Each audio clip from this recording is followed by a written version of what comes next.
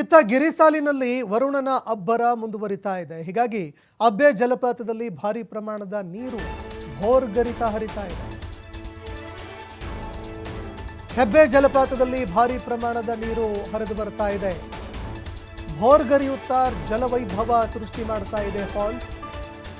ಚಿಕ್ಕಮಗಳೂರು ಜಿಲ್ಲೆಯ ತರೀಕೆರೆ ತಾಲೂಕಿನ ಫಾಲ್ಸ್ ಇದೀಗ ನೋಡೋದಕ್ಕೆ ಕಣ್ಣಿಗೆ ಹಬ್ಬದಂತೆ ಕಂಡು ಬರ್ತಾ ಇದೆ.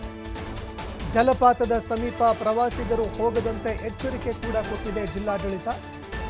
100 ಅಡಿ ಎತ್ತರದಿಂದ ಧುಮ್ಮಿಕ್ಕಿ ಹರಿತಾ ಇರುವಂತಹ ಫಾಲ್ಸ್ ನೋಡೋದೇ ಚಂದ. ಮತ್ತೊಂದೆಡೆ ಅಪಾಯ ಮಟ್ಟ ಮೀರಿ ಫಾಲ್ಸ್ನಿಂದ ನೀರು ಹರಿತಾ ಇದೆ.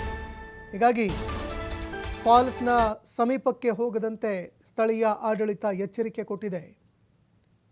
ಭದ್ರಾ ಹುಲಿ ಸಂರಕ್ಷಿತಾರಣ್ಯಕ್ಕೆ ಹೊಂದಿಕೊಂಡಿರುವಂತಹ ಜಲಪಾತ ಇದು.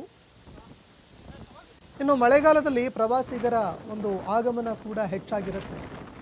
ಆದರೆ ಭಾರಿ ಪ್ರಮಾಣದಲ್ಲಿ ನೀರು ಭೋರ್ಗರೆದು ಹರಿತಾ ಇರೋದ್ರಿಂದಾಗಿ ಯಾವಾಗ ಬೇಕಾದರೂ ಇಲ್ಲಿ ಸಮಸ್ಯೆಗಳು ಉಂಟಾಗುವಂತಹ ಸಾಧ್ಯತೆ ಇದೆ. ಹೀಗಾಗಿ ಯಾರೊಬ್ಬರು ಆ ಜಲಪಾತದ ಸಮೀಪಕ್ಕೆ ಹೋಗದಂತೆ ಜಿಲ್ಲಾಡಳಿತ ಎಚ್ಚರಿಕೆ ಕೊಟ್ಟಿದೆ.